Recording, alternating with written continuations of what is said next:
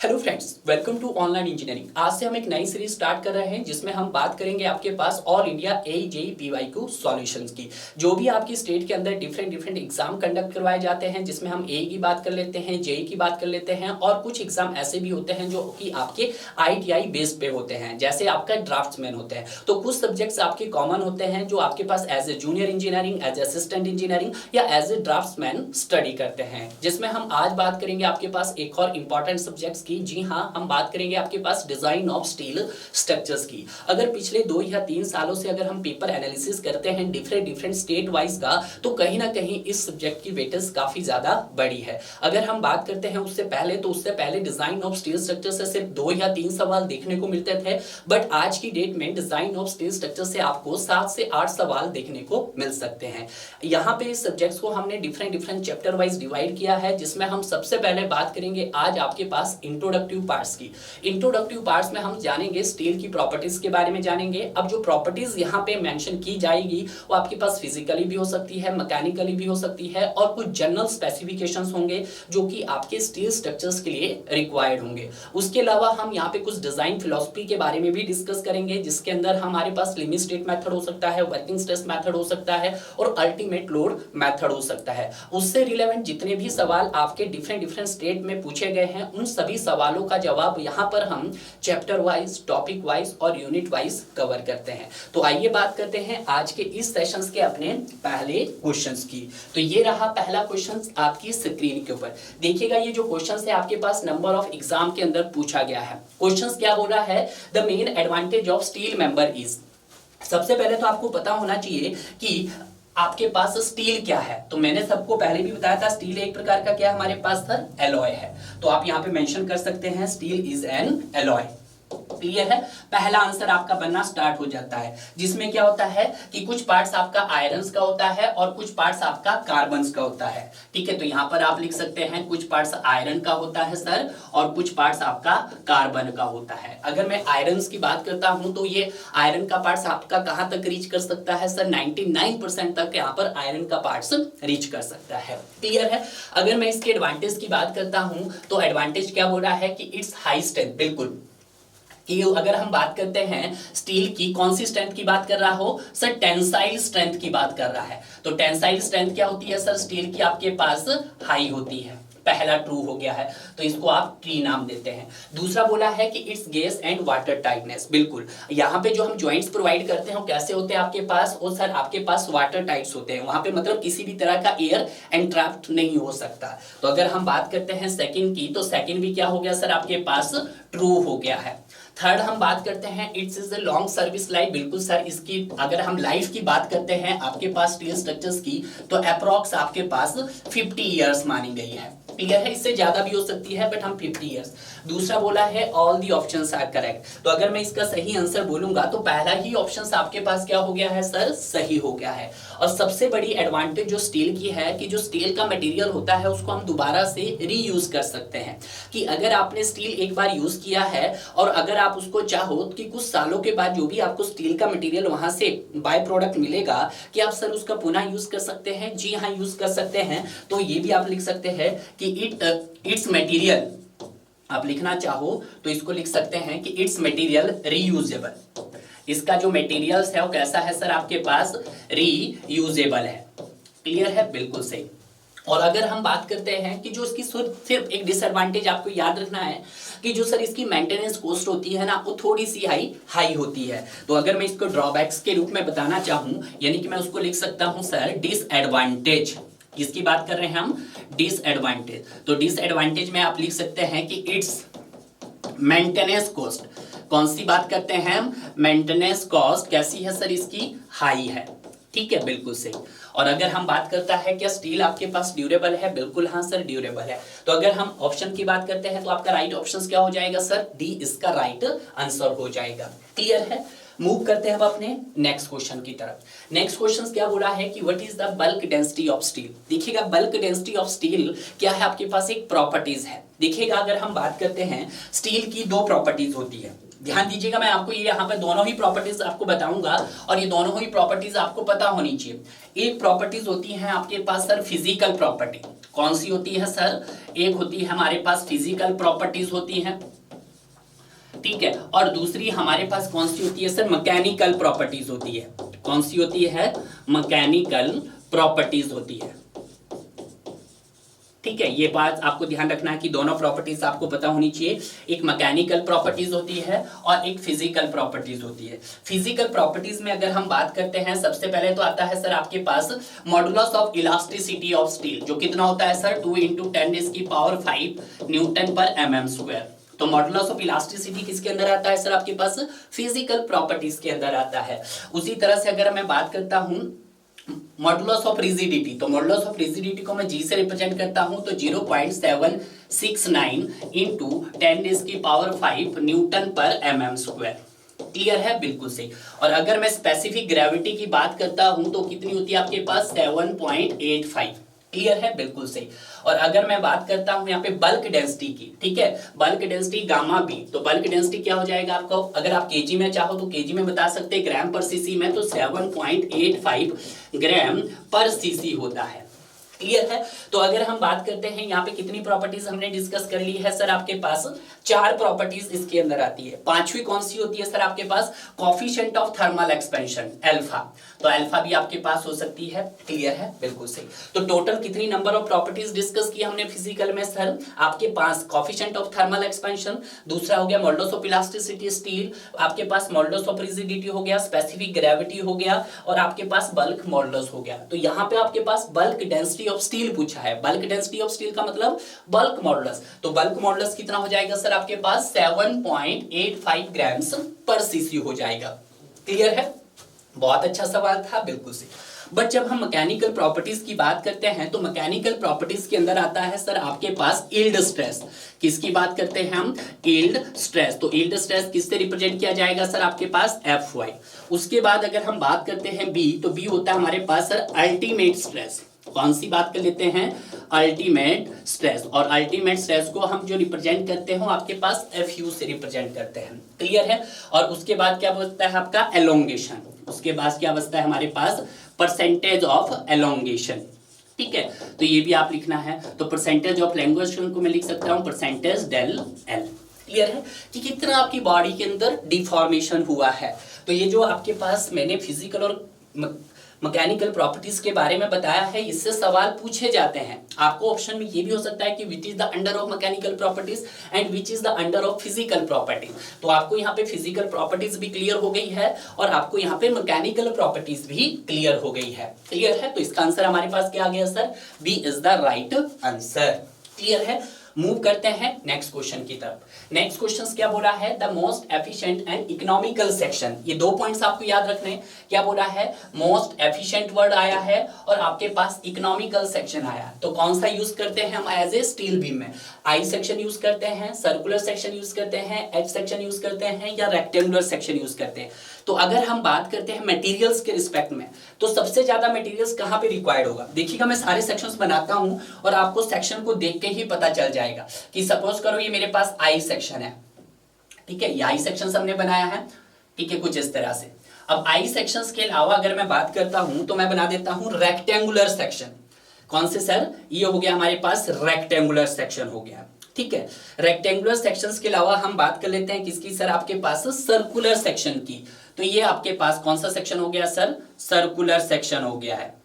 ठीक है, circular sections के अलावा अगर हम बात कर लेते हैं आपके एच सेक्शन की भी, तो यहाँ पे मैं एच सेक्शंस भी आप बना सकते हैं। ये भी आपका एच सेक्शन हो गया है। ठीक है, बिल्कुल सही। तो देखिएगा ये मेरे पास आई सेक्शन है। तो अगर मैं देखने से बताऊं, अगर अपनी विजुअलिटी मैं यूज करूं, तो सबसे ज्यादा मटेरियल मुझे कहां पे देखने को मिलेगा? सबसे ज्यादा मटेरियल आपका सर्कुलर सेक्शन में लगेगा, फिर उसके बाद रेक्टेंगुलर, उसके बाद एच सेक्शन में, और आई सेक्शन में सबसे कम मटेरियल्स रिक्वायर्ड होगा आपके पास। क्लियर है? अब देखिएगा तो आपका आंसर तो मिल गया कि मोस्ट एफिशिएंट इकोनॉमिकल कौन सा हुआ सर? आई सेक्शन हुआ। तो बिल्कुल सर हमने आई सेक्शंस आपके पास यहाँ पर टिक कर दिया है सर। मेरा आंसर हो गया है आई। सर ऐसा क्यों? देखिएगा, अगर मैं आई सेक्शंस की बात करता हूं तो सर इसमें 2 तो वेब होते हैं। ये आपका वेब फ्लैंज है, 2 फ्लैंज होते हैं, 2 फ्लैंज होते हैं आपके पास। ये फ्लैंज हो गया आपके पास, और एक सर आपके पास क्या हो गया है सर? वेब हो गया है। ये भी सर मेरे पास फ्लैंज हो गया है, और ये भी सर मेरे पास क्या हो गया है, आपके पास वेब हो गया है। क्लियर है, ध्यान दीजिएगा थोड़ा सा। क्लियर है, क्या बोला हमने सर, 2 फ्लैंज है और एक वेब है। क्लियर है, वेब जो पोर्शन होता है वो आपके पास सिलेंडर पोर्शन होता है। क्लियर है, अब सवाल ये होता है सर वेब किसके लिए डिजाइन किया जाता है, जो सर वेब होता है वो आपके पास सर शेयर को रजिस्ट करता है। किसको सर, शेयर को रजिस्ट करता है। बट जब हम बात करते हैं आपके फ्लैंज को, तो फ्लैंज किसके लिए डिजाइन किया जाता है सर, आपके बेंडिंग मोमेंट को रजिस्ट करता है। तो यहां पे आप लिख सकते हैं बेंडिंग मोमेंट को रजिस्ट करता है। ठीक है, अब सवाल ये है सर कि कितना बेंडिंग मोमेंट को ये रजिस्ट करता है। तो ये जो बेंडिंग मोमेंट को रजिस्ट करता है सर मोर देन 80%, कितना सर, ये मोर देन 80% बेंडिंग मोमेंट को झेल पाता है डियर। क्लियर है, तो यहां से आपका ये क्राइटेरिया क्लियर हो जाना चाहिए कि अगर मैं आई सेक्शंस की बात करता हूं तो आई सेक्शन आपके पास मोस्ट एफिशिएंट भी है, इकोनॉमिकल भी है। इसके सर 2 फ्लैंज होते हैं और एक वेब होता है। फ्लैंज आपके बेंडिंग मोमेंट को रजिस्ट करता है और वेब आपके शेयर को रजिस्ट करता है। क्लियर है, और अगर हम बात करते हैं इसी सेक्शन को आप एज ए यूनिवर्सल सेक्शन के नाम से भी जानते हैं। तो I section is also known as universal. क्या बोला जाता है इसको, यूनिवर्सल सेक्शन के नाम से भी जाना जाता है। अब देखिएगा, जब आपने इसको यूनिवर्सल सेक्शन कहा तो यूनिवर्सल सेक्शन की कुछ प्रॉपर्टीज भी है जो आपको पता होनी चाहिए। यूनिवर्सल सेक्शन कैसा होता है, जिसका sir moment of inertia MOI क्या होता है सर, हाई होता है। मोमेंट ऑफ इनर्शिया हाई होता है और जो आपको सेक्शन मिलता है वो कैसा मिलता है सर, स्टीफ मिलता है। सेक्शन कैसा मिलता है आपको सर, स्टीफ मिलता है। ठीक है, और स्टीफ के साथ साथ अगर मैं बात करता हूं इसकी एक सबसे बड़ी खासियत कि जो यहाँ पे सर आपके पास डिफ्लेक्शन होता है डेल्टा, डिफ्लेक्शन बोले में तो डेल्टा इज वेरी लेस होता है। वो क्या होता है सर आपके पास, वेरी लेस होता है। तो जितने भी मैंने आपके पास पॉइंट्स बताए हैं, पहला कि इसको यूनिवर्सल सेक्शन के नाम से जानता है, और दूसरा सर हमारे पास हो गया कि सर इसका मोमेंट ऑफ इनर्शिया हाई होता है, सेक्शन कैसा बनता है सर, स्टीफ बनता है, और डिफ्लेक्शन क्या रहती है सर आपके पास आई सेक्शन की, वेरी लेस रहती है। तो यहाँ पे जो मेरा राइट आंसर हो गया वो आपके पास ए इज द राइट आंसर हो गया है। क्लियर है, बिल्कुल सही। मूव करते हैं हम अपने नेक्स्ट क्वेश्चन की तरफ। नेक्स्ट क्वेश्चन क्या बोला है कि according to IS 800-2007 in the limit state design of steel structure, limit state of strength does not include. देखिएगा यहाँ पर आपके पास डिजाइन फिलॉसफी से सवाल पूछा है भाई कि इसमें से कौन सा ऐसा पैरामीटर्स है जो आपका लिमिट स्टेट ऑफ स्ट्रेंथ से नहीं मैच करता। तो देखिएगा, अगर हम बात करते हैं लिमिट स्टेट मेथड, तो लिमिट स्टेट मेथड्स में आपके 2 अप्रोचेस की जाती है। एक होता है लिमिट स्टेट ऑफ कोलैप्स, जिसको हम लिमिट स्टेट ऑफ स्ट्रेंथ के नाम से जानते हैं। लिमिट स्टेट ऑफ कोलैप्स को क्या बोल सकते हैं आप sir, limit state of strength. ठीक है, बिल्कुल सही। और दूसरी जो अप्रोच हो सकती है हमारे पास, और लिमिट स्टेट ऑफ सर्विसिबिलिटी हो सकती है। लिमिट स्टेट ऑफ सर्विसिबिलिटी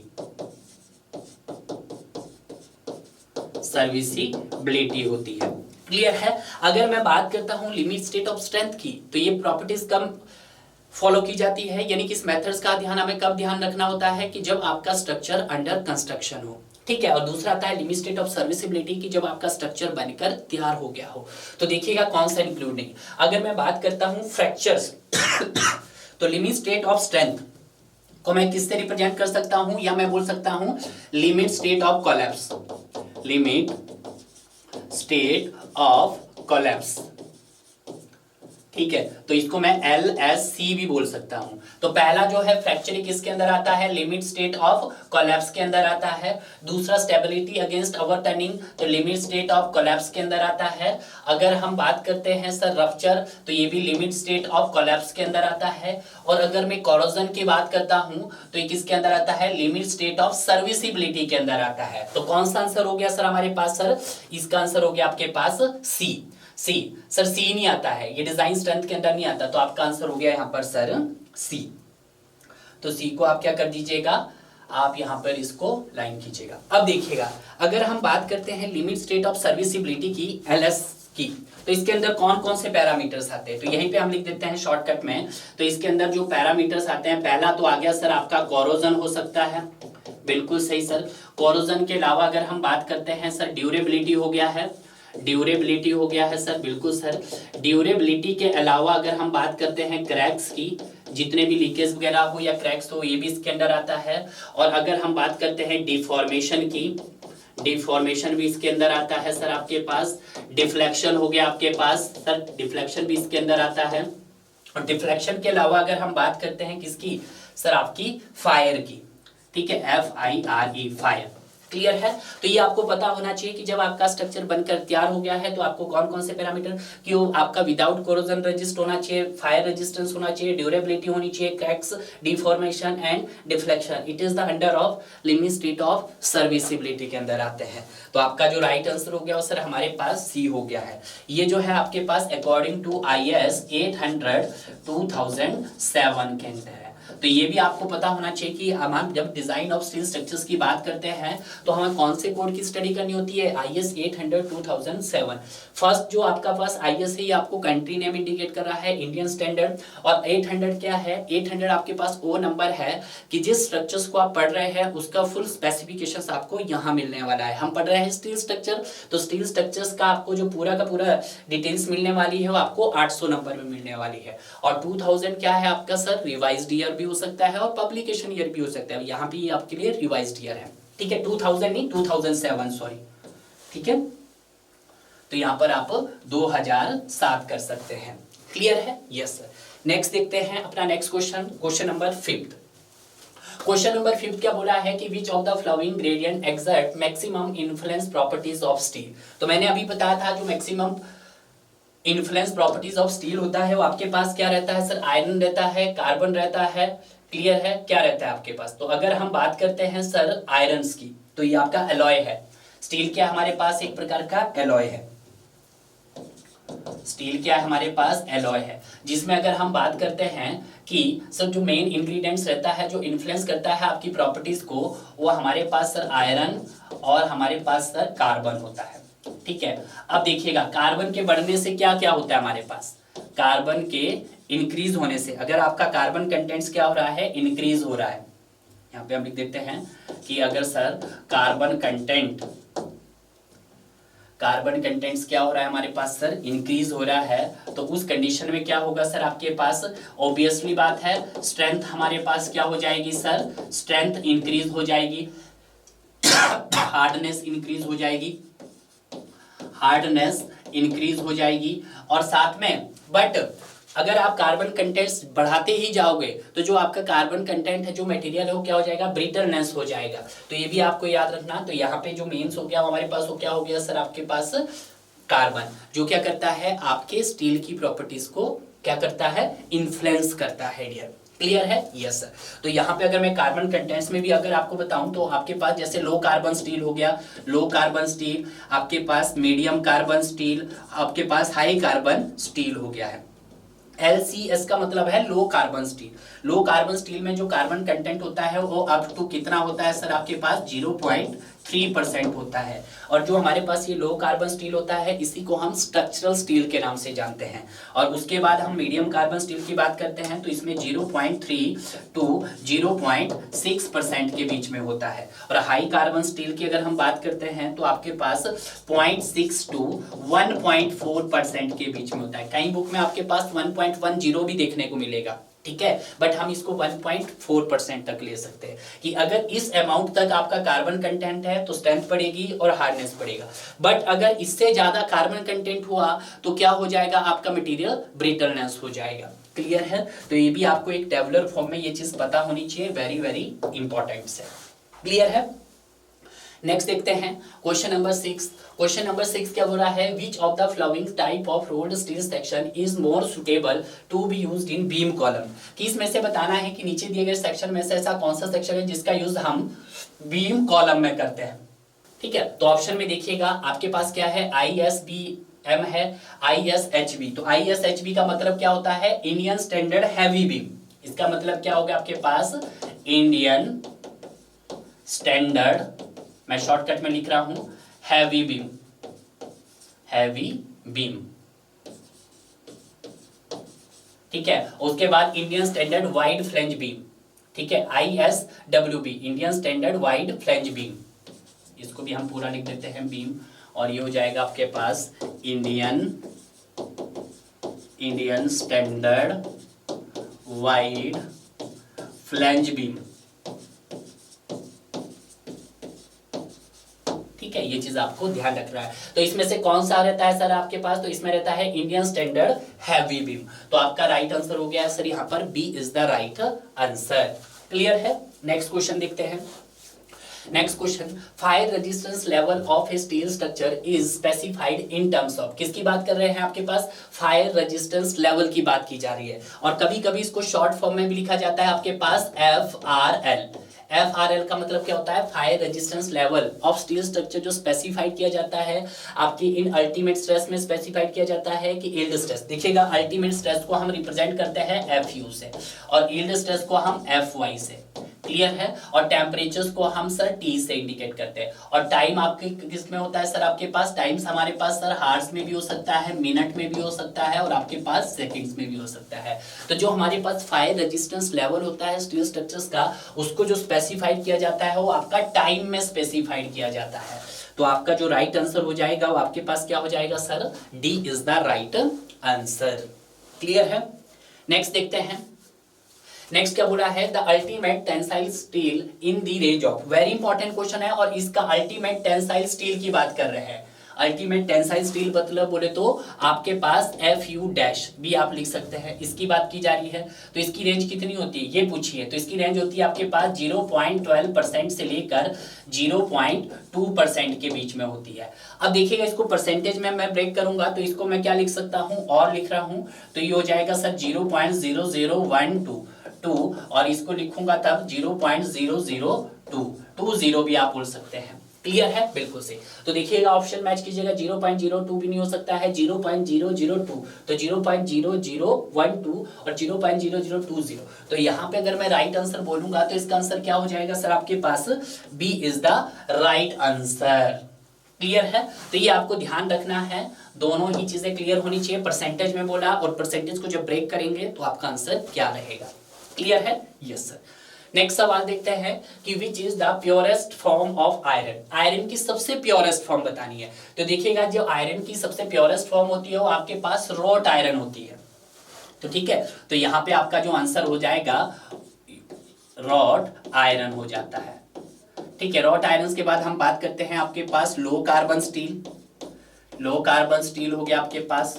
और उसके बाद हम बात करते हैं medium carbon steel. Medium carbon steel की बात करते हैं। ठीक है, और उसके बाद हम बात करते हैं आपके पास sir high carbon steel. High अभी मैं बता चुका हूं ये आपके पास। ठीक है, हाई कार्बन स्टील। अब सवाल ये है सर कि जो आपने ये चीज बताई है हमारे पास कि एक होता है सर आपके पास रॉट आयरन, ये प्योरेस्ट फॉर्म होती है, लो कार्बन स्टील। ठीक है, मीडियम कार्बन स्टील और आपके पास हाई कार्बन स्टील। क्लियर है? अगर हम बात करते हैं लो कार्बन स्टील की, यानी कि यहां पे हम लिख देते हैं sir types of steel. Types of steel.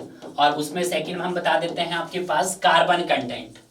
कौन सा बता देते हैं सर हम? कार्बन कंटेंट कितना होता है। ठीक है, तो अगर हम बात करते हैं सर किसकी? सर आपके पास रॉट आयरन की, तो इसमें कार्बन कंटेंट 0.1% होता है। कितना कार्बन कंटेंट होता है आपके पास? लेस देन 0.1% कार्बन होता है। लो कार्बन स्टील की बात करते हैं तो अप टू कितना होता है सर आपके पास? 0.3% होता है। अगर हम मीडियम की बात करते हैं तो 0.3 टू 0.6% होता है। और अगर हम हाई कार्बन की बात करते हैं तो 0.6 टू 1.4% होता है। क्लियर है? तो यहाँ पे मैंने आपको ये टेबुलर फॉर्म बता दिया है। एक तरफ हमने बताया टाइप्स ऑफ स्टील के बारे में और दूसरे टेबल में हमने बताया है उनके कार्बन कंटेंट्स के बारे में कि कितना कितना कार्बन आपके पास वहां पे होता है। रॉट आयरन में लेस देन 0.1% कार्बन होता है और इसी को हम प्योरेस्ट फॉर्म ऑफ क्या बोलते हैं? आयरन बोलते हैं। लो कार्बन स्टील में अप टू 0.3% होता है। मीडियम कार्बन में आपके 0.3 से 0.6% होता है। हाई कार्बन स्टील में आपका 0.6 से 1.4% होता है। और मैंने आपको पहले भी बताया था स्टील का जो मेन इंग्रेडिएंट्स होता है वो आपके पास आयरन होता है जो 99% तक रीच कर जाता है डियर। और बाकी जो होता है वो आपका कार्बन और अदर इंप्योरिटीज होती है। क्लियर है? Yes sir. नेक्स्ट देखते हैं क्वेश्चन नंबर 10। क्वेश्चन नंबर 10 क्या बोला है कि which one of the following statement is correct in respect of mild steel.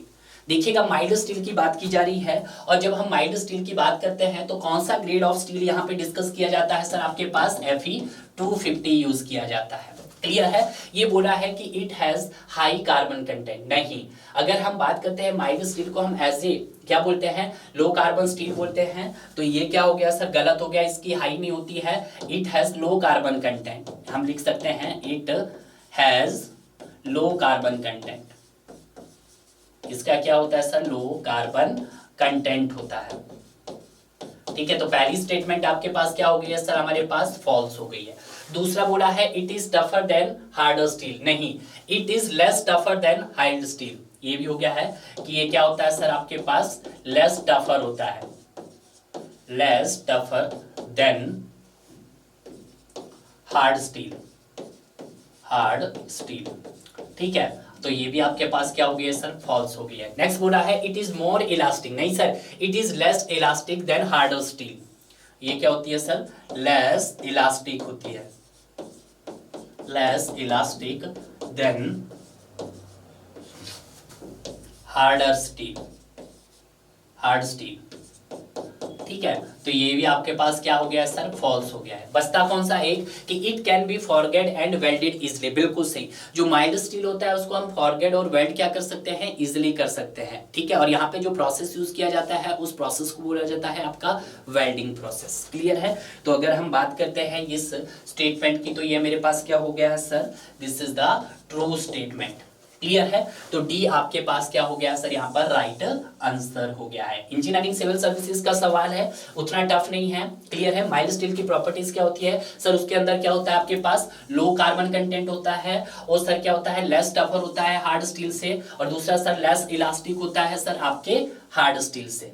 ठीक है, तो ये आप सारे पॉइंट्स है जो आपको मैंने डिस्कस करवा दिए हैं। क्लियर है। नेक्स्ट क्वेश्चन की तरफ मूव करते हैं। The yield strength of HYSD and CTD bar, HYSD क्या होता है आपके पास, high yield strength deformed bar होते हैं। देखिएगा आपके पास टाइप्स ऑफ स्टील की अगर हम बात कर लेते हैं, पहले किसकी बात कर लेते हैं सर, हम टाइप्स ऑफ स्टील की बात कर लेते हैं। यहाँ पर टाइप्स ऑफ स्टील ग्रेड की बात कर लेते हैं। ठीक है, तो टाइप्स ऑफ स्टील की ग्रेड में अगर हम सबसे पहले बात करते हैं आपके पास माइल्ड स्टील, किसकी बात की जाती है सर, आपके पास माइल्ड स्टील, और फिर आता है सर आपके पास HYSD बार।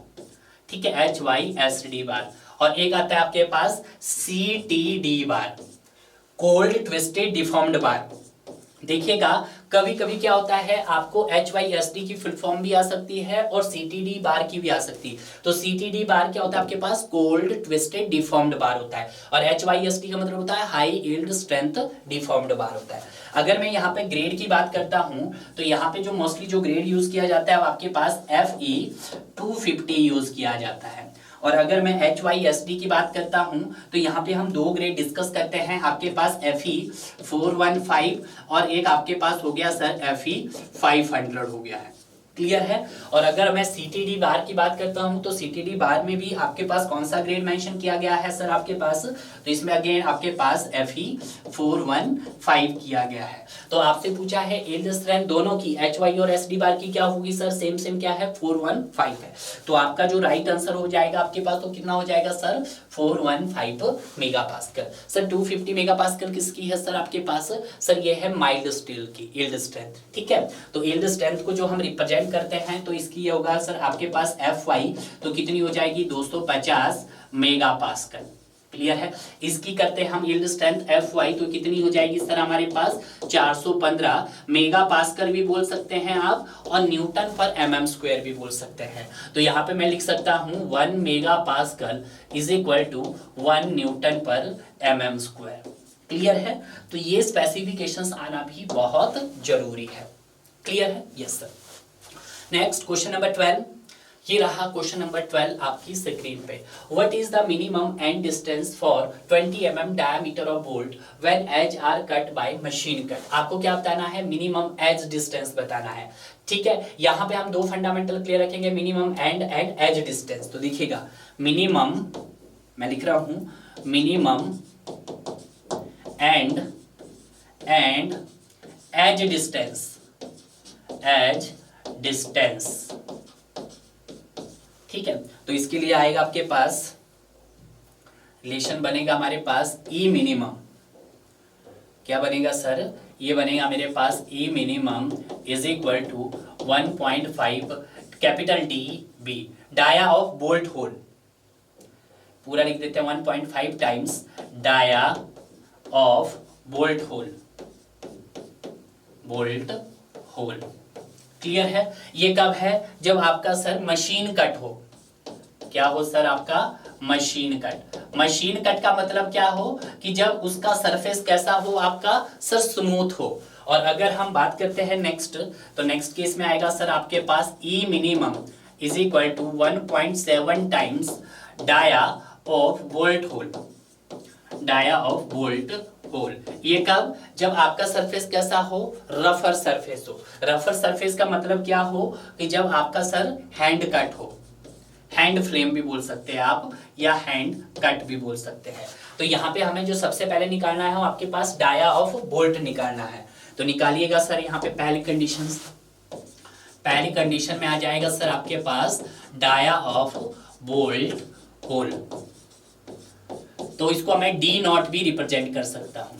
तो डी नॉट क्या हो जाएगा सर आपके पास, डी नॉट हो जाएगा हमारे पास, ये इंपॉर्टेंट है, तो ये क्या हो जाएगा आपके पास dia bolt hole T plus 2.0 mm। ये कब, जब हमारे पास इफ डाया ऑफ बोल्ट, अगर डाया ऑफ बोल्ट आपके पास क्या हो sir, dia bolt 16 to 24 mm हो, ठीक है, तो उस कंडीशंस में आपको ये फॉर्मूला लगाना है। तो यहाँ पे डी कितना है हमारे पास सर, डी हमारे पास ऑलरेडी दिया गया है आपके पास कितना 20 mm डाया ऑफ बोल्ट, तो यहाँ पे हम कर दीजिएगा 20 प्लस 2.0 mm। तो यहाँ से जो मेरा आ जाएगा वो आपके पास कितना आ जाएगा सर 22 mm आ जाएगा। तो अगर मैं डी नॉट की बात करता हूं तो डी नॉट कितना आ जाएगा आपके पास, यानी कि डाया बोल्ट होल आपके पास आ जाएगा सर 22 mm। तो पहला जो स्टेप था वो मेरा क्लियर हो गया है। अब सेकंड स्टेप में मुझे क्या निकालना है, मिनिमम एंड यहाँ एज डिस्टेंस बताना है, ठीक है। तो मिनिमम ई मिनिमम करेंगे हम तो ई मिनिमम हो जाएगा हमारे पास 1.5 डी नॉट, तो 1.5 इंटू डी नॉट कितना है 22 का हम 1.5 करेंगे तो कितना आ जाएगा सर आपके पास 33 mm आ जाएगा। तो अगर मैं बात करता हूं यहाँ पर ई मिनिमम की, तो ई मिनिमम कितना आ जाएगा सर हमारे पास 33 mm आ गया है। क्लियर है? तो यहाँ पे आपका आंसर क्या हो जाएगा sir, B is the right answer हो गया है। क्लियर है? पहली कंडीशन ये है जो आपकी कोडल प्रोविजन से ली गई है, आपको यहाँ पे मिनिमम बताना है मशीन कट के रिस्पेक्ट में, और दूसरा आपको कब बताना है, जब सर आपका हैंड कट हो। हैंड कट देखिएगा, मशीन कट का मतलब सरफेस स्मूथ होगा, हैंड कट का मतलब सरफेस आपका स्मूथ नहीं होगा। क्लियर है? तो इस तरह से आपका इस क्वेश्चन का आंसर भी कितना आ गया है 33 mm। 12 क्वेश्चन हो चुका है। अब मूव करते हैं 13 क्वेश्चंस की तरफ। 13 क्वेश्चंस क्या बोल रहा है कि which of the following is correct for cold twisted deformed bar. मैंने अभी बताया था कि जो आपके सीटीडी बार की फुल फॉर्म आपके एग्जाम में पूछी जा सकती है। सीटीडी बार की फुल फॉर्म क्या होती है, कोल्ड ट्विस्टेड डिफॉर्म्ड बार होती है। पहला बोला है कि they are easier to weld than thermomechanical treated rebar. नहीं, इतना इजी से नहीं होता भाई, और माइल्ड स्टील थोड़ी है, ये आपके पास क्या है कोल्ड ट्विस्टेड डिफॉर्म्ड बार है, तो ये फॉल्स हो गया है।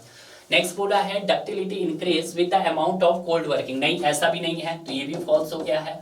नेक्स्ट बोला है the exhibit a definite yield point. No, कोई डिफाइनाइट यील्ड पॉइंट नहीं कर पाया था वो। नेक्स्ट बोला है cold twisting result in strain hardening. Yes, जो आपके पास कोल्ड ट्विस्टिंग रिजल्ट है वो क्या करता है, आपको स्ट्रेन हार्डनिंग करता है, तो इसका मतलब क्या है सर, ट्रू है। तो अगर राइट आंसर की बात करता हूं तो डी इसका क्या हो गया सर, मेरे पास राइट आंसर हो गया है। क्लियर है? 13 हो गया है। Question number 14। क्वेश्चन नंबर 14 क्या बोला है कि according to IS 800/2007 identify the property which is considered as a mechanical properties. आपको आइडेंटिफाई करनी है नीचे दिए गए प्रॉपर्टीज में से कि कौन सी मैकेनिकल प्रॉपर्टीज है। तो मैंने अभी आपको बताया था, एक हमने डिस्कस किया था आपके पास फिजिकल प्रॉपर्टीज के बारे में। किसके बारे में सर, फिजिकल प्रॉपर्टीज के बारे में। और फिजिकल प्रॉपर्टीज में हमने क्या क्या डिस्कस किया है, मैं एक बार फिर से आपको बता देता हूं। फिजिकल में coefficient of thermal expansion, modulus of elasticity steel, modulus of rigidity G आपको डिस्कस किया था। और उसके अलावा हमने क्या बात की थी, 3 तो ये पॉइजन रेशो आपके पास हो गया म्यू, ठीक है, पॉइजन रेशो भी आप इसके अंदर ले सकते हैं। और यूनिट मास आपकी बात कर रहे थे हम, यूनिट मास, ठीक है। और इसके अलावा हमने किसकी बात की थी सर, स्पेसिफिक ग्रेविटी की। स्पेसिफिक ग्रेविटी को जीएस। तो ये हमारी किसके अंदर आती था, फिजिकल प्रॉपर्टीज। अगर हम बात करते हैं किसकी की बात कर लेते हैं, मैकेनिकल प्रॉपर्टीज के बारे में मैं डिस्कस करवा चुका हूं आपको, ठीक है। तो मैकेनिकल प्रॉपर्टीज में कौन कौन सी आती है वो देखिएगा। इसमें आता है सर आपके पास yield stress Fy, ultimate stress Fu और परसेंटेज ऑफ एलोंगेशन मतलब डेल्टा एल। ये तीन प्रॉपर्टीज हमने डिस्कस की चुके हैं। तो देखिएगा अगर मैं बात करता हूं यूनिट मास की, तो यूनिट मास किसके अंदर आता है सर, फिजिकल प्रॉपर्टी पीपी के अंदर आता है। मैक्सिमम परसेंटेज ऑफ एलोंगेशन किसके अंदर आता है सर आपके पास, ये मैकेनिकल प्रॉपर्टीज के अंदर आता है। तो मैकेनिकल को मैं एमपी लिख रहा हूं। दूसरा बोला है कोएफिशिएंट ऑफ थर्मल एक्सपेंशन किसके अंदर आता है, फिजिकल प्रॉपर्टीज के अंदर आता है। फिजिकल प्रॉपर्टीज बोले तो पीपी, ठीक है, और मैकेनिकल प्रॉपर्टीज बोले तो एमपी। क्लियर है। और अगर हम बात करते हैं पॉइजन रेशियो म्यू, तो ये किसके अंदर आता है सर आपके पास, फिजिकल प्रॉपर्टीज के अंदर। तो आपको बताना था कि कौन सा मैकेनिकल प्रॉपर्टीज के अंदर आता है, तो एक ही है सर, वो है मैक्सिमम परसेंटेज ऑफ एलोंगेशन, ठीक है। तो आपका आंसर हो गया सर यहाँ पर, that is be your right answer. Clear है, यस सर। नेक्स्ट देखते हैं नेक्स्ट क्वेश्चन की तरफ। Select the correct statement related to increase the carbon content in steel from 0.2 to 0.9%। देखिएगा मैंने आपको पहले भी बताया था कि अगर आपका कार्बन कंटेंट अप टू 1.4% तक इंक्रीज हो रहा है तो आपके लिए बेटर है। बट अगर उसके बाद भी अगर आप अपना कार्बन कंटेंट बढ़ाते जाओगे तो आपका मटेरियल कैसा बन जाएगा, ब्रिटलनेस बन जाएगा। तो हमें मटेरियल ब्रिटलनेस नहीं बनाना है। तो इस कंडीशन में क्या होगा कि अगर आपका कार्बन कंटेंट 0.2 to 0.9% बढ़ेगा तो इस कंडीशंस में क्या होगा सर हमारे पास, तो इस कंडीशन में क्या क्या कंडीशन हो सकती है। एक तो सर आपके पास यील्ड स्ट्रेस इंक्रीज हो सकती है बट डक्टिलिटी आपकी डिक्रीज हो सकती है इस कंडीशन में। कि देखिएगा इस कंडीशन में कि अगर हमारे पास कार्बन कंटेंट 0.2 टू 0.9% के बीच में हो तो यहां पर क्या होगा आपका सर, यील्ड स्ट्रेस बोले तो Fy क्या होगा, इंक्रीज होगा। बट अगर मैं बात करता हूं डक्टिलिटी की, तो डक्टिलिटी क्या होगी सर, तो डक्टिलिटी सर आपकी क्या हो जाएगी, रिड्यूस्ड हो जाएगी। रिड्यूस मतलब डिक्रीज हो जाएगी। तो ये क्लियर होना चाहिए। पहला बोला है increase the carbon content in steel, तो decrease the yield sir, decrease नहीं होगा, तो डिक्रीज नहीं होगा तो पहली स्टेटमेंट को एलिमिनेट कर दो। दूसरा बोला है increase the carbon content in steel, increase the yield stress and reduce the ductility. Yes, yield stress increase होगा बट डक्टिलिटी आपकी क्या होगी सर, रिड्यूस्ड होगी। तो ये अगर मैं बात करता हूं तो बी स्टेटमेंट भी क्या है हमारे पास सर, अभी ट्रू है, ठीक है। एक ही स्टेटमेंट आई है। सी देखते हैं, decrease the carbon content in, decrease तो हो ही नहीं रहा है तो ये तो फॉल्स हो गया आपके पास। डी देखते हैं, increase the carbon content steel, decrease the yield stress, नहीं सर ये भी नहीं है, तो ये भी सर हमारे पास क्लियर हो गया है। तो कार्बन देखिएगा यहां से एक रिलेशंस निकल के आता है, carbon is directly proportional to strength and inversely proportional to ductility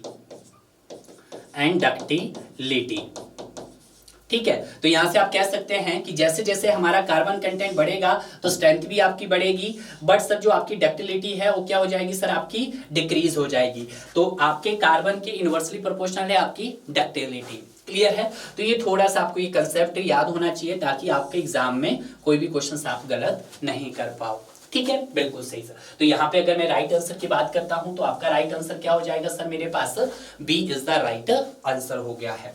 clear है। नेक्स्ट देखते हैं क्वेश्चन नंबर 16। क्वेश्चन नंबर 16 क्या बोला है, yield stress ratio for Fe41 grade of steel. देखिएगा हम यील्ड स्ट्रेस की बात कर रहे हैं Fe41 ग्रेड, तो 41 ग्रेड का क्या हो जाता है, half of the ultimate strength हो जाता है। तो half of the ultimate strength हो जाता है तो कितना मानेंगे हम, 250 मानेंगे। तो यहाँ पे जो आपके पास यील्ड स्ट्रेस रेशो हो जाएगा वो क्या हो जाएगा आपके पास, रूट F 250 बाई Fy हो जाएगा। यही हो जाएगा हमारे पास, बिल्कुल सर, 250 बाई Fy, ठीक है। तो अगर मैं 401 का यील्ड स्ट्रेस निकालना चाहूँ half of the ultimate strength यानी कि अप्रॉक्स 250 के इक्वल हो जाएगा। तो इसको जब मैं बनाना चाहूँ तो ये हो जाएगा मेरे पास sir, that is 250 by Fy कितना है sir, half of the ultimate strength मतलब अप्रॉक्स 250, तो यहाँ से कितना आंसर आ जाएगा सर आपका 1 आ जाएगा। तो यहाँ पे मेरा जो राइट आंसर हो जाएगा वो आपके पास क्या हो जाएगा sir, D is the right answer हो जाएगा। क्लियर है। नेक्स्ट देखते हैं yield line theory result in. देखिएगा, एक आप अपर बाउंड थ्योरम स्टडी करते हैं और एक आप लोअर बाउंड थ्योरी स्टडी करते हैं। अगर मैं लोअर बाउंड थ्योरम की बात करता हूं तो यहां पर हमारे पास दोनों ही कंडीशन क्या होनी चाहिए सर, सेटिस्फाई होनी चाहिए। कौन कौन सी, इक्विलिब्रियम कंडीशन भी और यील्ड कंडीशन भी। ठीक है, लोअर बाउंड थ्योरम में हमारी दोनों ही कंडीशन क्या होनी चाहिए सर, सेटिस्फाइड होनी चाहिए। कौन सी, एक सर यील्ड कंडीशन और दूसरी सर आपके पास यील्ड कंडीशन और दूसरी इक्विलिब्रियम कंडीशन सेटिस्फाई होनी चाहिए। ठीक है, बट अगर हम बात करते हैं आपके पास सर अपर बॉन्ड में, तो यहाँ पे हम किसका यूज करते हैं, यहाँ पे हम यूज करते हैं सर आपका यील्ड लाइन थ्योरी का। किसका यूज करते हैं सर, यील्ड लाइन थ्योरी का यूज करिए। देखिएगा, जब आप हायर स्टडी करते हैं तो आप इस तरह के टॉपिक अक्सर डिस्कस करते हैं जब आप एज ए मास्टर करते हो स्ट्रक्चर इंजीनियरिंग में। ठीक है, तो ये चीज आपको याद रखना है। तो अपर बॉन्ड थ्योरम आ गया आपके पास। अपर बॉन्ड थ्योरम में हम यील्ड लाइन थ्योरी का यूज करते हैं। क्लियर है। Question number next 18। Question number 18 क्या बोल रहा है कि which one of the following is the best describe the structural system of Burj Khalifa. कि जो आपका ब्रुज खलीफा है उसका बेस्ट स्ट्रक्चरल सिस्टम क्या है, बटरेस कोर है या शेयर वॉल हॉन्च गर्डर फ्रेम है या truss tube with interior column है या truss tube without interior column है। तो अगर मैं ब्रुज खलीफा का अगर स्ट्रक्चर सिस्टम की बात करता हूं तो कैसा है सर आपके पास, वो बटरेस्ड कोर है। कैसा है, बटरेस्ड कोर है। वन लाइनर क्वेश्चन है डायरेक्ट आपके पास। ठीक है, तो A is the right answer. Clear है। Next question number 19। Question number 19 क्या बोल रहा है, consider the following statement related to the merits of construction in structural steel. पहला बोल रहा है structure steel as high strength per unit weight as compare to RCC. बिल्कुल सही। अगर हम आरसीसी के वेट की बात करते हैं तो 2500 के आसपास होता है, और अगर हम स्टील स्ट्रक्चर्स की यूनिट वेट की बात करते हैं तो 7850 के आसपास होता है। तो कहीं ना कहीं अगर मैं इसकी बात करता हूं तो ये क्या हो गया सर, हमारे पास ट्रू हो गया है। क्लियर है, पहला क्वेश्चन क्लियर हो गया है। नेक्स्ट क्या बोल रहा है आपके पास, नेक्स्ट बोल रहा है the steel member are slender. बिल्कुल स्टील मेंबर स्लेंडर्स होते हैं और small size as compare to RCC. बिल्कुल स्मॉल साइज और वहां पे स्मॉल स्पेस ऑक्यूपाइड होता है। तो ये भी आपके पास क्या हो गया है, ट्रू हो गया है। नेक्स्ट बोल रहा है the steel structures are useful construction of tall buildings, long span bridge and airplane hangars. बिल्कुल सही, ट्रू। तो ये अगर मैं बात करता हूं तो यहाँ पे आपके पास क्या है, तीनों ही स्टेटमेंट सही है, यानी कि हम सी ऑप्शन के साथ जाएंगे। क्लियर है, बिल्कुल सही। नेक्स्ट देखते हैं क्वेश्चन नंबर 20। क्वेश्चन नंबर 20 क्या बोल रहा है कि एक टाई बार है जिसका यहाँ पे क्या दिया गया है, डायमेंशन दिया है 50 mm into 8 mm is to carry a load 80 kilo newton. Then gauge length, आपको क्या निकालना है, गेज लेंथ निकालना है। किसकी बात कर रहे हैं, गेज लेंथ की बात कर रहे हैं यहाँ पर। तो गेज लेंथ जो होता है हमारे पास उसको मैं GL से रिप्रेजेंट करता हूँ।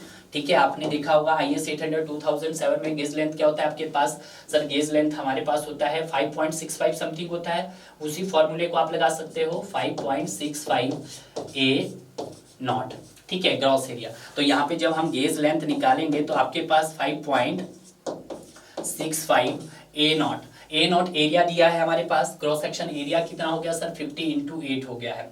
ठीक है, तो आप यहाँ पे कीजिएगा सर 50 इंटू 8। सॉल्व करेंगे तो ये आपके पास 5.65 रूट 400 आ गया है। अब 400 का रूट कितना होता है, 20 होता है। तो ये आपके पास 5.65 इंटू 20। तो यहाँ से जो गेज लेंथ आ जाएगा मेरा वो 113 mm का आ जाएगा। ठीक है, तो यही सवाल आपसे पूछा था, सिंपल सवाल है। तो आपका राइट आंसर क्या हो जाएगा सर, 113 mm का हो जाएगा। क्लियर है। ये फॉर्मूला आपको यहाँ पर याद रखना है। गेज लेंथ का फॉर्मूला क्या है, 5.65 रूट A0 है। A0 क्या आपके पास, ग्रॉस एरिया है। क्लियर है। नेक्स्ट देखते हैं। नेक्स्ट क्वेश्चन क्या बोल रहा है, the minimum thickness of plate in A steel stack should be. आपको क्या बताना है, स्टील प्लेट की थिकनेस बताना है भाई। देखिएगा, अब यहाँ पे ये नहीं बताया गया है कि आपकी प्लेट एक्सपोज टू वेदर है या नहीं है। तो यहाँ पे सबसे पहला जो आपका कंडीशन रहेगी कि एक्सपोज टू वेदर वाली कंडीशन हमें देखना है कि जो स्टील प्लेट है आपके पास वो सर एक्सपोज टू वेदर है। एक्सपोज टू वेदर पहली कंडीशन ये बनेगी। तो एक्सपोज टू वेदर के लिए भी आपके पास दो कंडीशंस रखनी है। पहली कंडीशंस क्या होगी, और दूसरी कंडीशन क्या होगी?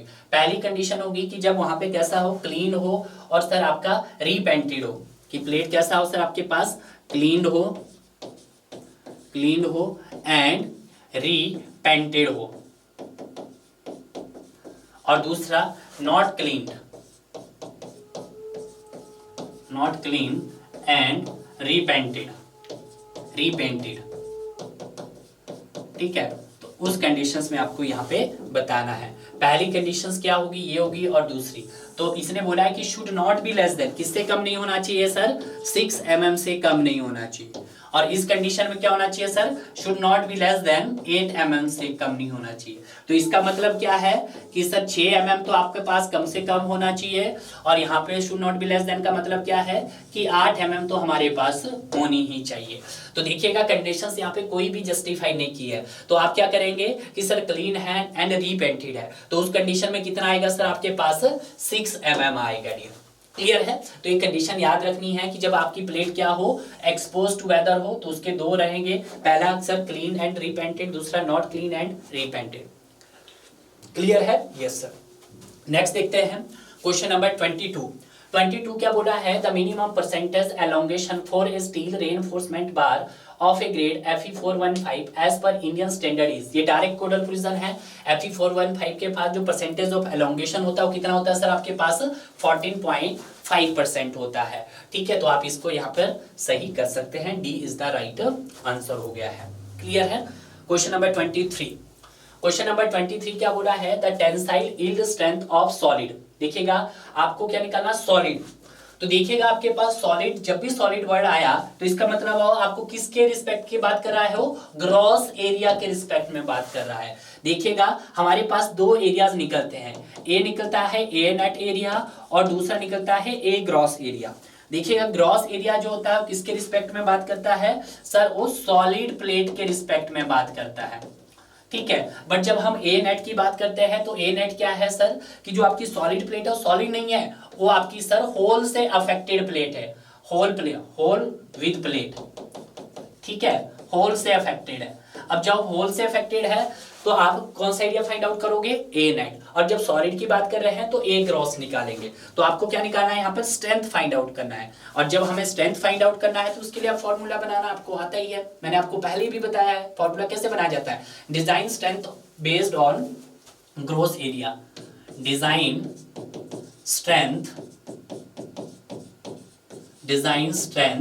Based on gross area. Gross area yielding. Gross area के रिस्पेक्ट में हम किसकी बात करेंगे आपके पास सर, यील्डिंग की बात करेंगे। ठीक है, तो ये आपको याद रखना है। ठीक है, तो यहाँ पे हम बात करेंगे इसको, PT is equal to gross area है AG इंटू F। देखिएगा ग्रॉस एरिया है आपके पास, तो ग्रॉस एरिया क्या है, क्योंकि उसने सॉलिड बोला गया है। ठीक है, into FY divided by partially safety factor, किसका, मटेरियल का। तो partially safety factor material gamma को हम लिखते हैं गामा m0, और यहाँ पे आप सभी जानते हैं कि जो गामा m0 होगा मटेरियल का 1.10 होगा यील्डिंग के केस में। ठीक है, किसके केस में, यील्डिंग। हमने यील्डिंग के रिस्पेक्ट में बात करनी है। तो जो ग्रॉस एरिया बनेगा हमारे पास, ग्रॉस एरिया क्या आएगा आपके पास, देखिएगा 110 इंटू 10, तो ये आपके पास हो जाएगा 110 इंटू 10 इंटू FY कितना दिया है सर हमारे पास, FY दिया है हमारे पास 250। ठीक है, तो ये दे दिया है सर 250। यील्ड स्ट्रेंथ आपके पास कितनी दे दी है, पार्शियल सेफ्टी फैक्टर 1.10। देखिएगा 1.10 का 100 ऊपर चला जाएगा तो 110 से 110 कैंसिल हो जाएगा, तो यहाँ पे जो आपका आएगा ये 250 किलो न्यूटन आ जाएगा डियर। ठीक है, यानी कि न्यूटन आएगा तो आपको डिवाइड 1000 करना, तो 250 आ जाएगा आपके पास। क्लियर है? तो यहाँ पे जो मेरे पास PT जो निकल के आ जाएगा वो आपके पास 250 किलो न्यूटन आ जाएगा। तो यही आपसे पूछा था, डिजाइन स्ट्रेंथ ऑफ सॉलिड पूछा था, तो डिजाइन स्ट्रेंथ ऑफ सॉलिड हमारे पास कितना आ गया है सर, 250 किलो न्यूटन आ गया है। क्लियर है? क्वेश्चन नंबर 23 क्लियर है। क्वेश्चन नंबर 24 क्या बोला है कि grade of steel designated as Fe415। देखिएगा मैंने आपको पहले बताया था कि अगर मैं बात करता हूं यहां पर माइल्ड स्टील की, तो माइल्ड स्टील का जो ग्रेड है उसको जो डिजाइन किया गया था वो एज ए 415 डिजाइन किया था। तो Fe415 का मतलब क्या है कि जो उसकी कैरेक्टरिस्टिक स्ट्रेंथ है वो कितनी है सर, 415।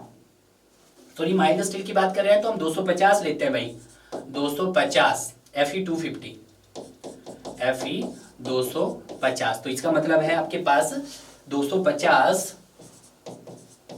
न्यूटन पर mm², यानी कि उसकी कैरेक्टरिस्टिक स्ट्रेंथ कितनी है, 250 न्यूटन पर mm²। बट आज माइल्ड स्टील के अलावा आपके पास अगर HYSD बार दे दिया गया है, और HYSD बार में जो ग्रेड हम मेंशन करते हैं वो आपके पास Fe415 है।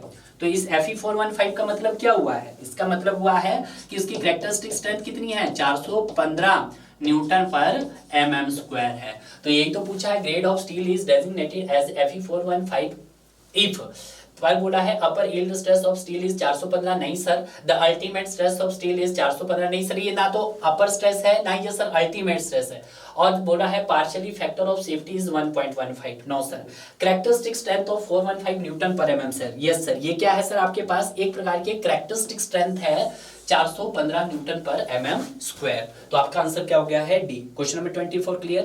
क्वेश्चन नंबर 25, क्वेश्चन नंबर 25 क्या बोला है कि according to IS 800/2007 which of the following is not a limit state of serviceability, कि इसमें से कौन सा लिमिट स्टेट ऑफ सर्विसिबिलिटी के अंदर आता है। देखिएगा वाइब्रेशन की बात कर लेते हैं हम, मैं शॉर्टकट में लिखता हूं, वाइब्रेशन किसके अंदर आता है, लिमिट स्टेट ऑफ सर्विसिबिलिटी के अंदर आता है। कॉरोजन किसके अंदर आता है sir, limit state of serviceability के अंदर आता है। फायर किसके अंदर आता है sir, limit state of serviceability के अंदर आता है। बचा कौन सा आपका सर, फ्रैक्चर बचा है, फ्रैक्चर ड्यू टू फैटिग, ये किसके अंदर आता है सर आपका, ये आता है sir limit state of collapse या लिमिट स्टेट ऑफ स्ट्रेंथ के अंदर आता है। तो आपका आंसर हो गया सर यहाँ पर B is the right answer. ये क्वेश्चंस मैंने आपको बहुत अच्छे से भी बता दिया है, क्लियर है। क्वेश्चन नंबर 26 कि fatigue will not be problem if the number of cycle is less than. First बोला है कि फैटिग आपके पास तब प्रॉब्लम नहीं आएगा जब number of cycle less than हो किसके सर, 1,50,000 या आपके पास हो गया 2 लाख या 20,000 या आपके पास 1 लाख। तो 1 लाख कि अगर आपके पास क्या हो, number of cycle is less than 1 lakh हो तो fatigue will not be problem. Direct सवाल है, तो क्वेश्चन आपका डी हो गया है, क्लियर है। Next question number 27। Question number 27 क्या है, partially safety factor for material with respect to resistance of welded connection with shop fabrication. देखिएगा अगर मैं बात करता हूं partially safety factor, partially safety factor for yielding के केस की अगर हम बात कर लेते हैं हम यील्डिंग के केस में, तो यील्डिंग के केस में कितनी रहती है सर हमारे पास, अभी मैंने आपको बताई, तो सर वो रहती है हमारे पास 1.10, ठीक है, ये रहती है। बट अगर मैं बात करता हूं पार्शियली सेफ्टी फैक्टर, किसकी बात करते हैं हम बात करते हैं weld connection for shop fabrication. देखिएगा एक होता है आपके पास शॉप फैब्रिकेशन, देखिएगा पार्शियली सेफ्टी फैक्टर देख बताना है हमें कब, कि जब आपने क्या किया हो, वेल्डेड प्रोसेस किया हो, वेल्डिंग, और वेल्डिंग में भी दो होगा, एक होगा शॉप फैब्रिकेशन और एक होगा फील्ड फैब्रिकेशन। आपके पास एक होगा सर मेरे पास शॉप फैब्रिकेशन, इसने कौन सा दिया है, इसने शॉप फैब्रिकेशन बोला है, शॉप फैब्रिकेशन, और दूसरा हमारे पास फील्ड फैब्रिकेशन। देखिएगा इसके अलावा ये मैं आपको बता देता हूं, यील्डिंग के केस में 1.10 होगा, और अगर हम बात करते हैं partially safety factor welding in case of shop fabrication, तो शॉप फैब्रिकेशंस के लिए कितना आएगा सर आपके पास 1.25 आएगा, 1.25 आएगा, और फील्ड फैब्रिकेशंस के लिए कितना आएगा सर आपके पास 1.50 आएगा। इसके अलावा जो भी दे दिया जाए उसके लिए आप 1.25 लोगे, क्लियर है। तो यहाँ पे किसके लिए दिया है, शॉप फैब्रिकेशन के लिए कितना आएगा सर 1.25, तो 1.25 शॉप फैब्रिकेशन के लिए था, और 1.50 आपका किसके लिए था सर, फील्ड फैब्रिकेशन के लिए था, ठीक है। तो ये चीज आपको याद रखना है, ठीक है, बिल्कुल सही। नेक्स्ट देखते हैं क्वेश्चन नंबर 28। क्वेश्चन नंबर 28 क्या बोला है, the ratio of Young modulus of high tensile steel to that of mild steel. देखिएगा अगर मैं बात करता हूं यंग मॉडुलस ऑफ इलास्टिसिटी की, तो उसको ई से रिप्रेजेंट करता है, क्या होता है, it is the ratio of stress by strain होता है। अगर मैं इसकी यूनिट बताना चाहूं तो इसकी यूनिट क्या हो जाएगी सर, इसकी यूनिट या तो सर मेरे पास मेगा पास्कल होगी या फिर मेरे पास न्यूटन पर mm² होगी है, ठीक है। हमारे पास किसी भी तरह का स्टील है, ऑल दी स्टील, कोई भी स्टील हो हमारे पास, सभी स्टीलों के लिए जो मॉडुलस ऑफ इलास्टिसिटी स्टील होता है वो कांस्टेंट होता है 2 × 10⁵ न्यूटन पर mm स्क्वायर। तो यहां से आपको क्या पूछा है, रेशो पूछा है, young modulus of high tensile steel, ratio पूछा है high young modulus of high, EH high कर देता हूं, और दूसरा बोला है माइल्ड का, तो सभी के लिए सेम रहता है। तो ये हो जाएगा 2 × 10⁵ डिवाइडेड बाय उसके लिए भी सेम ही रहेगा सर 2 × 10⁵। तो यहां से आंसर क्या आ जाएगा सर हमारे पास, इसको काटेंगे दोनों रेशो को तो आपके पास यहाँ पर सर 1 आ जाएगा। ठीक है, तो high modulus two mild steel modular का कितना आएगा सर आपके पास 1 आएगा। सिंपल सा सवाल है, सभी के लिए जो modulus of elasticity of steel होता है, किसी भी तरह का स्टील हो, वो सर सेम रहता है 2 × 10⁵ Newton per mm square. Clear है। नेक्स्ट क्वेश्चन नंबर 29 क्या बोला है कि modulus of rigidity for the structure steel. तो सबसे पहले तो आपको ये कंसेप्ट क्लियर होना चाहिए कि जो मॉडुलस ऑफ रिजिडिटी है कौन सी प्रॉपर्टी है, फिजिकल प्रॉपर्टी है या मैकेनिकल प्रॉपर्टी। तो sir it is the under of, किसके अंडर आती है सर, ये फिजिकल प्रॉपर्टीज के अंदर आती है भाई। किसके अंदर आती है सर, फिजिकल प्रॉपर्टीज के अंदर आती है। और प्रॉपर्टीज के अंदर आती है तो ये क्या आता है आपके पास सर, इसको जो रिप्रेजेंट किया जाता है वो G से रिप्रेजेंट किया जाता है। कितनी होती है सर ये 0.769 × 10⁵ न्यूटन पर mm स्क्वायर होता है। क्लियर है, किसकी है सर आपके पास, स्टील की मॉडुलस ऑफ रिजिडिटी है। क्लियर है, स्टील की मॉडुलस ऑफ रिजिडिटी क्लियर हुआ। और इसी तरह से अगर एल्युमिनियम की पूछ ली जाए तो एल्युमिनियम की क्या हो जाएगी sir 0.26 × 10⁵ Newton per mm square. ठीक है, ये स्टील है तो G स्टील लिख दो आप। दूसरी जो मैंने बताई है G एल्युमिनियम की बताई। और थर्ड जो पूछी जा सकती है जिंक की पूछी जाती है, तो जिंक की 0.43 × 10⁵ न्यूटन पर mm स्क्वायर, ये किसकी है सर, जिंक की है। क्लियर है, बिल्कुल सही। तो अगर मैं बात करता हूं, इसको कभी कभी क्या लिखा जाता है, राउंड फिगर में 0.8 भी लिखा जाता है, तो आपने कंफ्यूज नहीं होना है। तो 0.769 को अप्रॉक्स हम लिख सकते हैं 0.8 × 10⁵ Newton per mm square. Clear है, तो यहां से जो मेरा राइट आंसर हो जाएगा वो आपके पास क्या हो जाएगा sir, B is the right answer. और ये मैंने डिफरेंट एलिमेंट्स की आपको क्या बता दी है, मॉडुलस ऑफ रिजिडिटी बता दी है। किससे रिप्रेजेंट किया जाता है सर, जी से रिप्रेजेंट किया जाता है। ठीक है, क्वेश्चन नंबर 30 देखते हैं। The order of elongation with A specimen of mild steel undergoes before fracture is, कितने होगा, 0.1%, 1%, 10% या 100%। Before fracture is 10%। क्लियर है, तो C is the right answer. Clear है। क्वेश्चन नंबर 31 क्या बोला है कि how are the most commonly produced and use structural elements in frame. किसमें से कौन सा ऐसा सेक्शन है जिसका यूज हम as a frame, floor, beam etcetera with high moment of inertia X axis design किया जाता है। तो ये बहुत इजी सवाल है, मैंने आपको ऑलरेडी डिस्कस करवा दिया है। तो ये किसके लिए होगा sir, Indian standard medium beam होगा, या इंडियन स्टैंडर्ड हैवी बीम होगा, या इंडियन स्टैंडर्ड लाइट बीम होगा, या Indian standard wide flange beam होगा। W से वाइड फ्लैंज हो गया, L से लाइट बीम हो गया, H से हैवी बीम हो गया, M से मीडियम बीम हो गया। तो इसके लिए आपका आंसर क्या हो जाएगा sir, Indian standard medium beam. इसका मोमेंट ऑफ इनर्शिया हाई होता है जिससे सेक्शन आपका स्टिफ बनता है। जब सेक्शन स्टिफ बनता है तो आपकी जो डिफ्लेक्शन आती है वो बहुत कम आती है। क्लियर है, यस सर। क्वेश्चन नंबर 32 क्या बोला है कि which of the following is load factor. आपको क्या बताना है, लोड फैक्टर क्या होता है भाई। ठीक है, लोड फैक्टर अगर मैं बात करता हूं, load factor it is the ratio, किस का रेशो होता है, failure load by working load. ठीक है, failure load by working load होता है, बाई वर्किंग लोड होता है।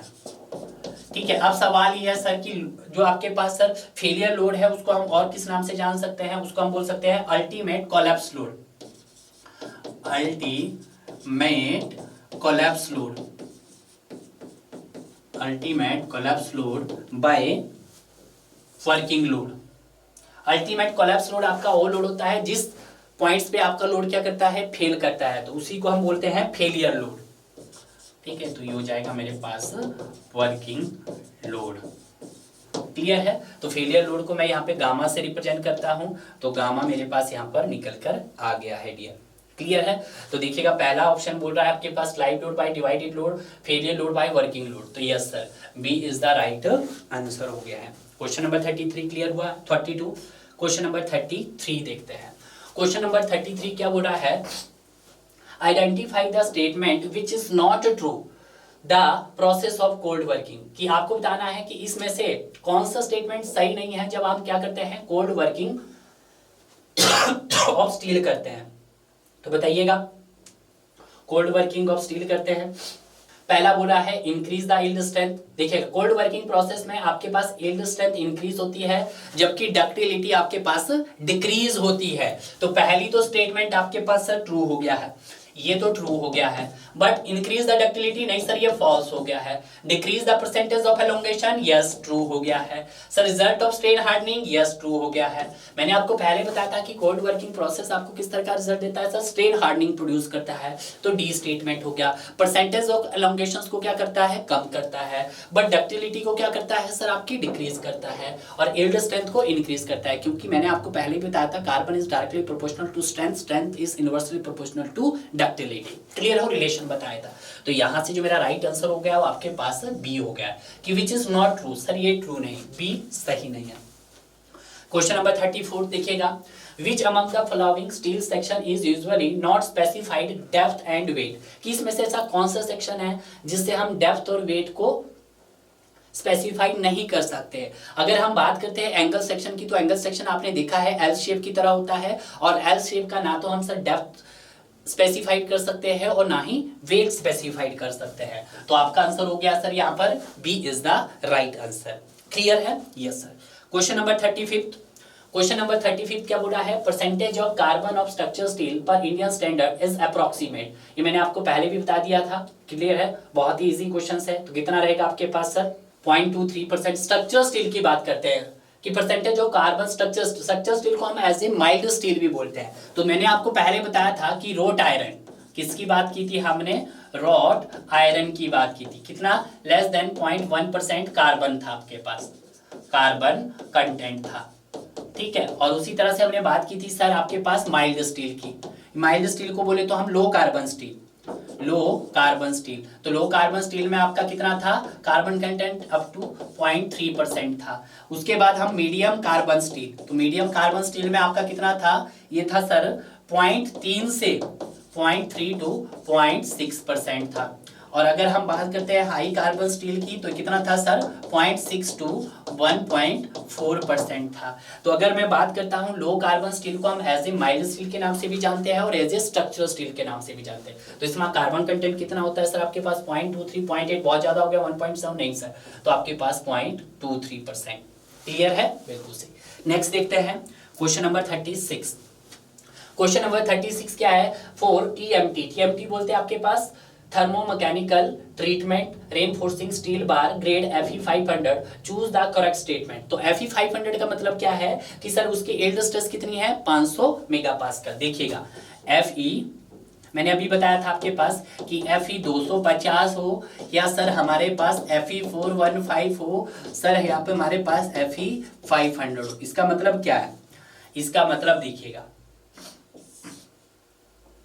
इसका मतलब है सर कि यहाँ पे जो यील्ड स्ट्रेस है Fy वो कितनी है सर, 250 मेगापास्कल है। और अगर हम 415 की बात करते हैं तो यील्ड स्ट्रेस कितनी है, 415 मेगापास्कल है। और 500 की बात करते हैं यील्ड स्ट्रेस तो कितनी है सर, 500 मेगापास्कल। तो आपसे Fe 500 तो बोला है और यील्ड स्ट्रेस क्या होता है आपके पास, Fy। तो इसका मतलब क्या है हमारे पास sir, A is the right answer. Clear है? बिल्कुल सही। नेक्स्ट देखते हैं क्वेश्चन नंबर 37।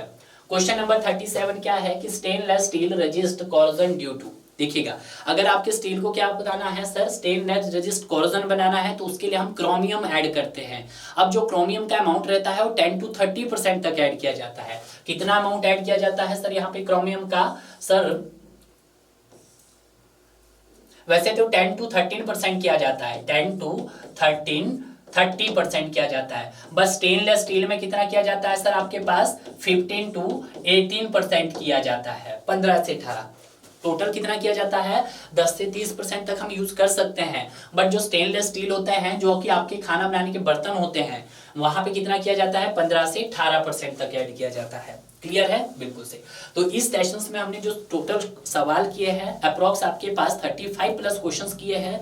अगर आपको सेशंस अच्छा लगा डियर तो प्लीज कमेंट कीजिएगा। अगर आप चाहते हैं कि सर हमें नेक्स्ट सेशंस भी बहुत जल्द लेके आइएगा तो कमेंट कीजिएगा। बहुत जल्द हम आपके लिए लेकर आएंगे आपके लिए नेक्स्ट सेशंस भी। इसी तरह से हम पूरे सब्जेक्ट्स को बहुत अच्छे से कवर करेंगे, कंसेप्ट के साथ स्टडी करेंगे ताकि आपका थ्योरी भी रिवाइज हो जाए और आपके प्रैक्टिस क्वेश्चंस भी बहुत अच्छे से कवर हो जाए। तो मिलते हैं अब आपको नए पार्ट्स में, तब तक आप इसी तरह से डियर पढ़ते रहिए और आगे बढ़ते रहिए।